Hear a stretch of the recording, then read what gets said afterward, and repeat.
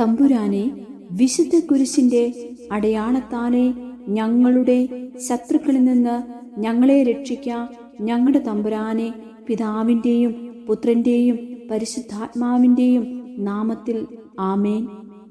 ആദ്യം മുതൽ ഉണ്ടായിരുന്നതും ഞങ്ങൾ കേട്ടതും സ്വന്തം കണ്ണുകൊണ്ട് കണ്ടതും സൂക്ഷിച്ചു വീക്ഷിച്ചതും കൈകൊണ്ട് സ്പർശിച്ചതുമായ ജീവന്റെ വചനത്തെപ്പറ്റി ഞങ്ങൾ അറിയിക്കുന്നു. വിശുദ്ധ യോഹന്നാൻ എഴുതിയ 1-ാം ലേഖനത്തിന്റെ 1-ാം അധ്യായം 1-ാം തിരുവചനമാണ് നാം വായിച്ചു കേട്ടത്. യൂദിത്ത് 5-ാം അധ്യായം. ഹോളോഫർണസിന്റെ യുദ്ധാലോചന. ഇസ്രായേൽ ജനം മലമ്പാതകൾ അടച്ച് ഗിരിശൃംഗങ്ങൾ സുശക്തമാക്കി സമതലങ്ങളിൽ പ്രതിരോധങ്ങൾ ഏർപ്പെടുത്തി യുദ്ധത്തിന് തയ്യാറായിരിക്കുന്നുവെന്ന് അസിറിയൻ സൈന്യാധിപൻ ഹോളോഫർണസ് കേട്ടു. അവന് കഠിനമായ കോപമുണ്ടായി.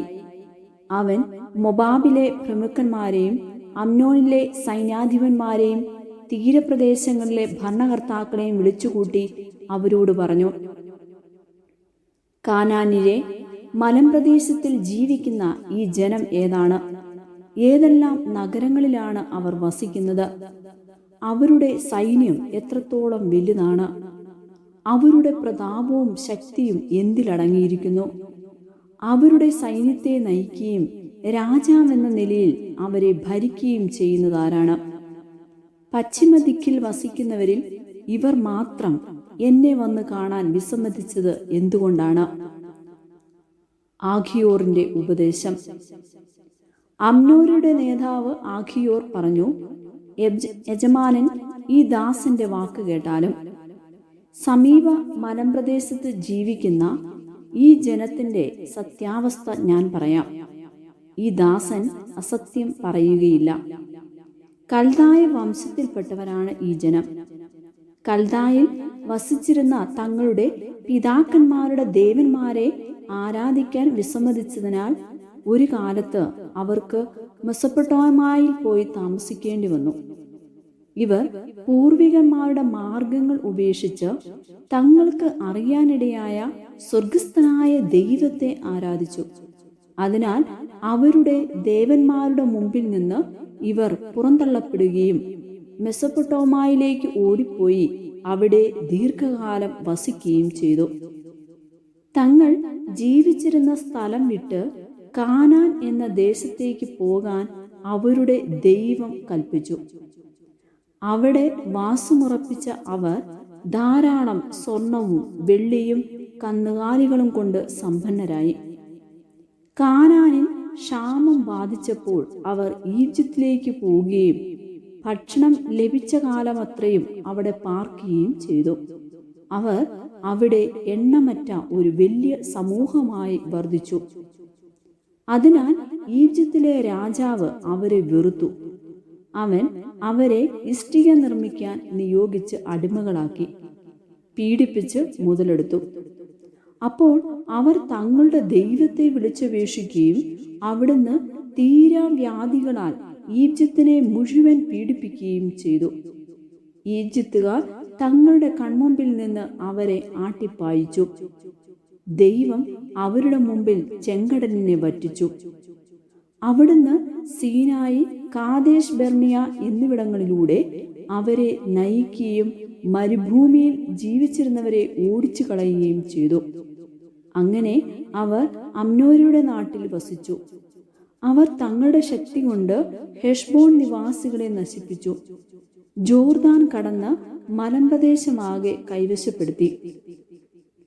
കാനാന്യർ, ഫെരീസ്യർ, ജെബൂസ്യർ, ഷെക്കേങ്കാർ, ഗിർഗാഷ്യർ എന്നിവരെ തുരത്തി ദീർഘകാലം അവർ അവിടെ പാർത്തു. തങ്ങളുടെ ദൈവത്തിനെതിരായി പാപം ചെയ്യാതിരുന്നിടത്തോളം കാലം അവർക്ക് അഭിവൃദ്ധിയുണ്ടായി. പാവത്തെ വെറുക്കുന്ന ദൈവം അവരോടുകൂടെ ഉണ്ടായിരുന്നു. എന്നാൽ അവിടുന്ന് നിർദ്ദേശിച്ച പാതയിൽ നിന്ന് വ്യതിചലിച്ചപ്പോൾ അനേകം യുദ്ധങ്ങളിൽ അവർ ദയനീയമായി പരാജയമടഞ്ഞു. അവർക്ക് വിദേശങ്ങളിലേക്ക് അടിമകളായി പോകേണ്ടി വന്നു. ശത്രുക്കൾ അവരുടെ ദൈവത്തിന്റെ ആലയം നിലം പരിശാക്കുകയും നഗരങ്ങൾ പിടിച്ചടക്കുകയും ചെയ്തു. എന്നാൽ ഇപ്പോൾ അവർ തങ്ങളുടെ ദൈവത്തിങ്കിലേക്ക് മടങ്ങി വരികയും ചിതറിക്കപ്പെട്ടുപോയ ദിക്കുകളിൽ നിന്നും തിരിച്ചു വരികയും വിശുദ്ധ മന്ദിരം സ്ഥിതി ചെയ്യുന്ന ജെറുസലേം കൈവശമാക്കുകയും വിജനമായ മലമ്പ്രദേശത്ത് വാസമുറപ്പിക്കുകയും ചെയ്തിരിക്കുന്നു.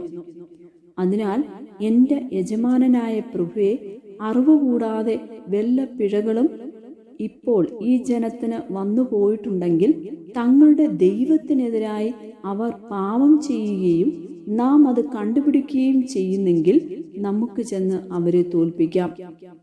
എന്നാൽ അവരുടെ ദേശത്ത് ഒരു അതിക്രമവും ഇല്ലെങ്കിൽ എൻ്റെ യജമാൻ അവരെ വിട്ടുപോയാലും അവരുടെ കർത്താവ് അവരെ രക്ഷിക്കും, അവരുടെ ദൈവം അവരെ കാത്തു സൂക്ഷിക്കും. നാം ലോകസമക്ഷം ലജ്ജിതരാകും. ആഖിയോർ ഇത് പറഞ്ഞു തീർന്നപ്പോൾ പാളയത്തിന്റെ ചുറ്റും നിന്നവർ ആവലാതിപ്പെട്ടു തുടങ്ങി.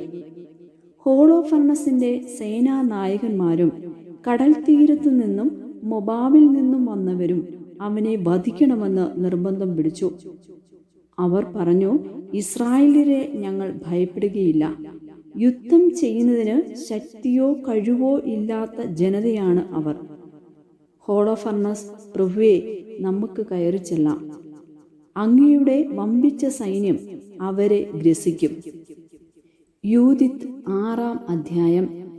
ആഖിയോറിനെ യഹൂദർക്ക് ഏൽപ്പിച്ചു കൊടുക്കുന്നു.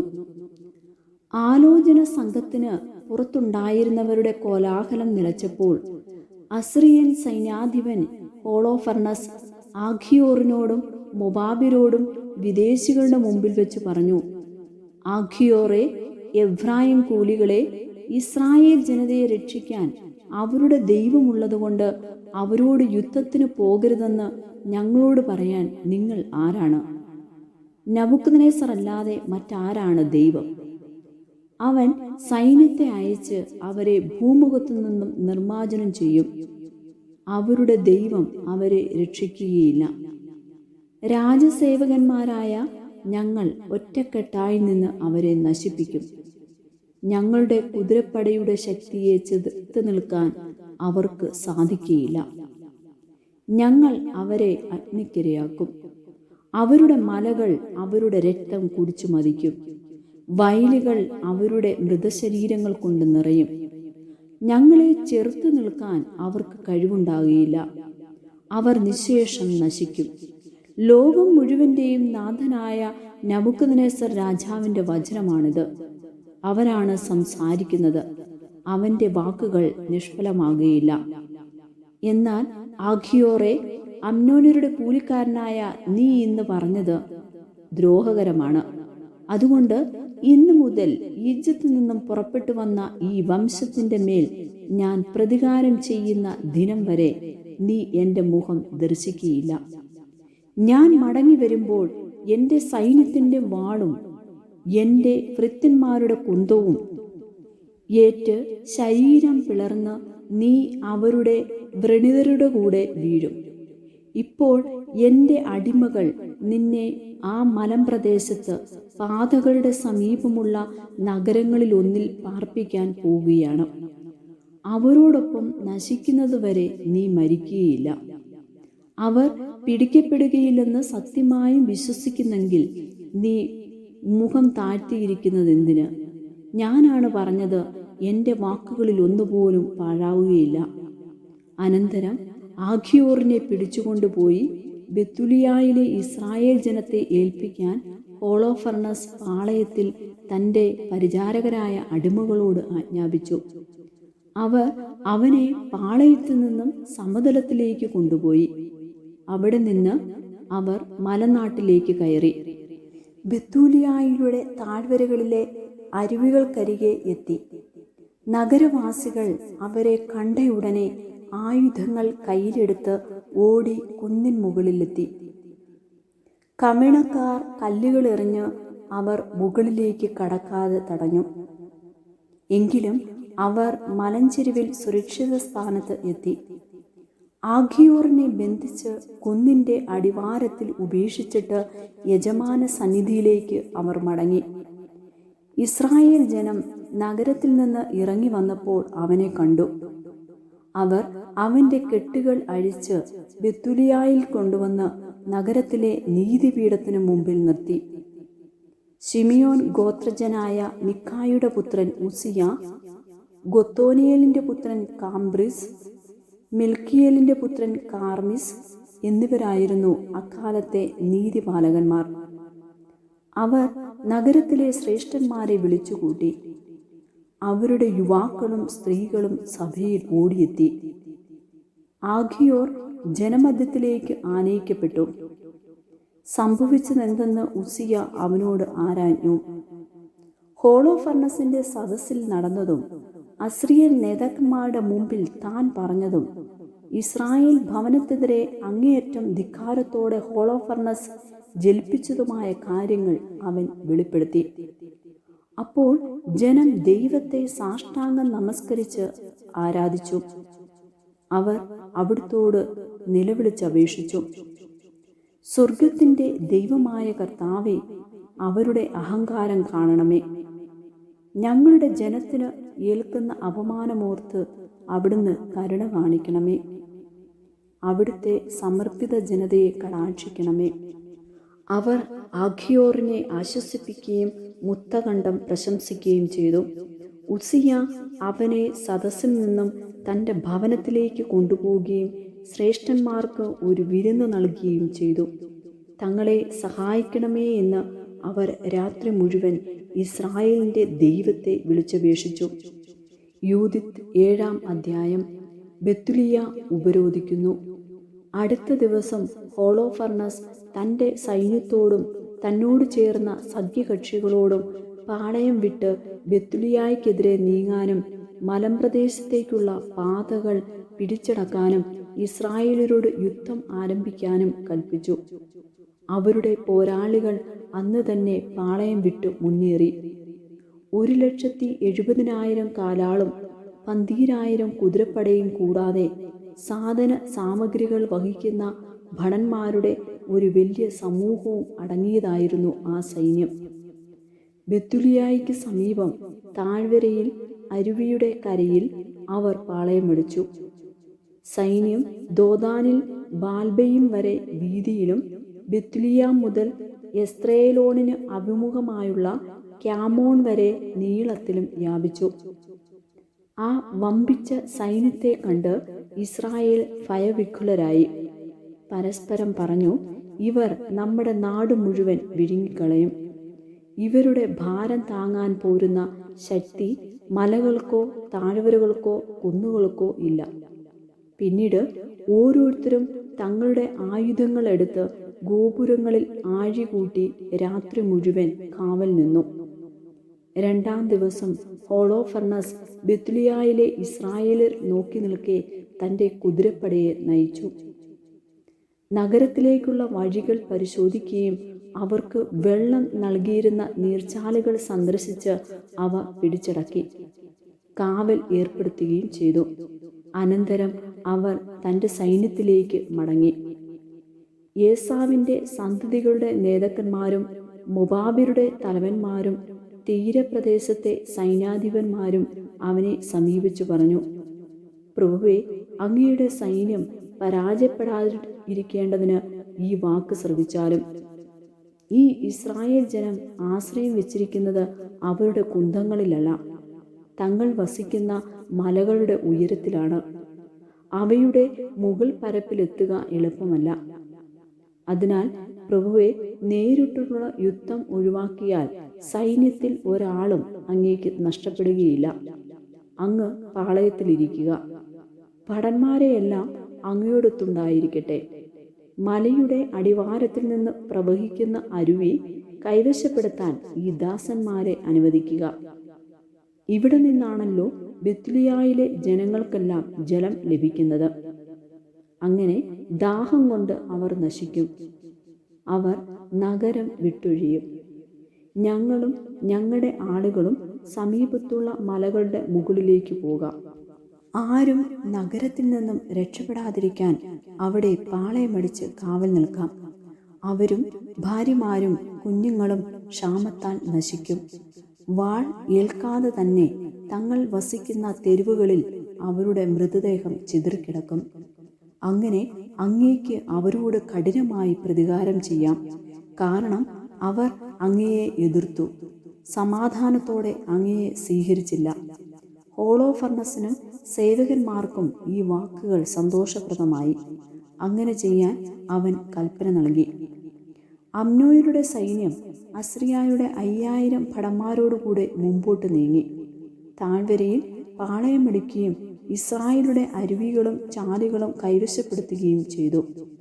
ഏസാവിൻ്റെയും അമ്നോനിൻ്റെയും സന്തതികൾ മുകളിലെത്തി ദോദാദിനെതിരെയുള്ള മലനാട്ടിൽ പാളയമടിച്ചു. അവരുടെ ആളുകളിൽ ചിലരെ തെക്കോട്ടും കിഴക്കോട്ടും മുഗ്മൂർ അരുവിയുടെ കരയിൽ കൂസിക്ക് സമീപം അക്രാബായിലേക്കും അയച്ചു. ബാക്കി അസ്രിയൻ സൈന്യം സമതലത്തിൽ പാളയമടിക്കുകയും ആ പ്രദേശമാകെ നിറയുകയും ചെയ്തു. അവരുടെ കൂടാരങ്ങളും ഭക്ഷ്യവിഭവങ്ങളുടെ വാഹനങ്ങളും അസംഖ്യമായിരുന്നു. അവർ ഒരു വലിയ സമൂഹം ആയിരുന്നു. ശത്രുക്കളാൽ വലയം ചെയ്യപ്പെട്ട് രക്ഷാമാർഗമൊന്നും കാണാതെ ധൈര്യം ക്ഷയിച്ച് ഇസ്രായേൽ ജനം ദൈവമായ കർത്താവിനോട് നിലവിളിച്ചു. കാലാളും തേരുകളും കുതിരപ്പടയും ഉൾപ്പെടെ അസ്രിയൻ സൈന്യം ബെത്ലിയാക്കാർക്ക് വെള്ളം നിറച്ചു വെച്ച പാത്രങ്ങളെല്ലാം ശൂന്യമാകുന്നതുവരെ 34 ദിവസം അവരെ ഉപരോധിച്ചു. അവരുടെ ജലസംഭരണികൾ വറ്റി വരണ്ടു. ഒരു ദിവസമെങ്കിലും തൃപ്തിയാവോളം കുടിക്കാൻ അവർക്ക് വെള്ളമില്ലാതായി. അവർക്ക് കുടിക്കാൻ കൊടുത്തിരുന്നത് അളന്നാണ്. അവരുടെ കുഞ്ഞുങ്ങൾക്ക് ആശയറ്റു. സ്ത്രീകളും യുവാക്കളും നഗരവീഥികളിലും പടിവാതിക്കലും ദാഹം മൂലം മൂർച്ഛിച്ചു വീണു. അല്പം പോലും ശക്തി അവരിൽ അവശേഷിച്ചില്ല. അപ്പോൾ യുവാക്കന്മാരും സ്ത്രീകളും കുട്ടികളും ഉൾപ്പെടെ ജനമെല്ലാം ഉസ്സിയായുടെയും നഗര അധിപന്മാരുടെയും ശ്രേഷ്ഠന്മാരുടെയും മുമ്പിൽ വെച്ച് ഉച്ചത്തിൽ വിളിച്ചു പറഞ്ഞു, ദൈവമായിരിക്കട്ടെ നിങ്ങൾക്കും ഞങ്ങൾക്കും മധ്യേ വിധികർത്താവ്. അസ്രിയക്കാരോട് സഖ്യം ചെയ്യാതിരുന്ന നിങ്ങൾ ഞങ്ങളോട് വലിയ ദ്രോഹമാണ് ചെയ്തത്. ഇപ്പോൾ ഞങ്ങളെ സഹായിക്കാൻ ആരുമില്ല. ദാഹത്താലും കൊടിയ നാശത്താലും അവരുടെ മുമ്പിൽ നിലത്ത് ചിതറാൻ ദൈവം ഞങ്ങളെ അവർക്ക് വിറ്റിരിക്കുകയാണ്. ഉടനെ ഹോളോഫർണസിനെയും സൈന്യം മുഴുവനെയും വിളിച്ചു വരുത്തി നഗരം അടിയറ വയ്ക്കുക. അവർ കൊള്ളയടിക്കട്ടെ. അവരുടെ തടവുകാരായിരിക്കുന്നതാണ് ഭേദം. അടിമകളായാലും തങ്ങളുടെ ജീവൻ രക്ഷിക്കപ്പെടുമല്ലോ. ഞങ്ങളുടെ ശിശുക്കൾ മുമ്പിൽ വീണ് മരിക്കുന്നതിന് ഞങ്ങൾ സാക്ഷികളാകുകയോ ഭാര്യമാരും കുട്ടികളും അന്ത്യശ്വാസം വലിക്കുന്നത് കാണുകയോ വേണ്ടല്ലോ. ഞങ്ങളുടെയും ഞങ്ങളുടെ പിതാക്കന്മാരുടെയും പാപങ്ങൾക്ക് ഞങ്ങളെ ശിക്ഷിക്കുന്ന ഞങ്ങളുടെ പിതാക്കന്മാരുടെ ദൈവമായ കർത്താവിനെയും സ്വർഗത്തെയും ഭൂമിയെയും നിങ്ങൾക്ക് എതിരെ സാക്ഷി പറയാൻ ഞങ്ങൾ വിളിക്കുന്നു. ഞങ്ങൾ വിവരിച്ചതൊന്നും അവിടുന്ന് ഇന്ന് ചെയ്യാതിരിക്കട്ടെ. സദസ്സിലാകെ വലിയ വിലാപമുയർന്നു.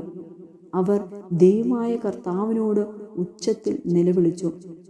ഉസ്സിയ അവരോട് പറഞ്ഞു, എൻ്റെ സഹോദരന്മാരെ, ധൈര്യമായിരിക്കുവിൻ. 5 ദിവസം കൂടി പിടിച്ചു നിൽക്കാം.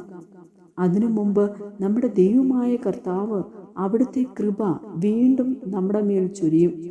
അവിടുന്ന് നമ്മെ നിശേഷം കൈവിടുകയില്ല. എന്നാൽ ഈ ദിനങ്ങൾ ഒരു സഹായവും ലഭിക്കാതെ കടന്നുപോയാൽ ഞാൻ നിങ്ങൾ പറയുന്നത് പോലെ ചെയ്യാം. അനന്തരം അവൻ ജനത്തെ അവരവരുടെ സ്ഥാനത്തേക്ക് അയക്കുകയും അവർ നഗരത്തിൻ്റെ മതിലുകളിലും ഗോപുരങ്ങളിലും കയറി സ്ഥാനമുറപ്പിക്കുകയും ചെയ്തു.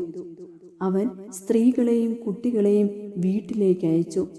നഗരമാകെ നൈരാശ്യത്തിലാണ്ടു. ദൈവമായ കർത്താവിന് സ്തുതി. സ്വർഗസ്ഥനായ ഞങ്ങളുടെ പിതാവേ, അങ്ങയുടെ നാമം പൂജിതമാകണമേ. അങ്ങയുടെ രാജ്യം വരണമേ. അങ്ങയുടെ തിരുമനസ്സ് സ്വർഗത്തിലെ പോലെ ഭൂമിയിലുമാകണമേ. അന്ന് വേണ്ടുന്ന ആഹാരം ഇന്ന് ഞങ്ങൾക്ക് തരണമേ. ഞങ്ങളോട് തെറ്റിയുന്നവരോട് ഞങ്ങൾ ക്ഷമിച്ചിരിക്കുന്ന പോലെ ഞങ്ങളുടെ തെറ്റുകൾ ഞങ്ങളോട് ക്ഷമിക്കണമേ. ഞങ്ങളെ പ്രലോഭനത്തിൽ വീഴാനിടയാകരുതേ. ദുഷ്ടാരൂപി ഞങ്ങളെ രക്ഷിച്ചു കൊള്ളണമേ. ആമേ. നന്മ നിറഞ്ഞ മറിയമേ സുസ്തി, കർത്താവ് അങ്ങയുടെ കൂടെ സ്ത്രീകളിൽ അനുഗ്രഹിക്കപ്പെട്ടവളാവുന്നു. അങ്ങയുടെ ഉദരത്തിൽ ഫലമായി ഈശോ അനുഗ്രഹിക്കപ്പെട്ടവനാവുന്നു. പരിശുദ്ധ മറിയമേ തമ്പുരാൻ്റെ അമ്മേ, പാപികളായ ഞങ്ങൾക്ക് വേണ്ടി ഇപ്പോഴും ഞങ്ങളുടെ മരണസമയത്ത് തമ്പുരാനോട് അപേക്ഷിച്ചുകൊള്ളണമേ. ആമേൻ.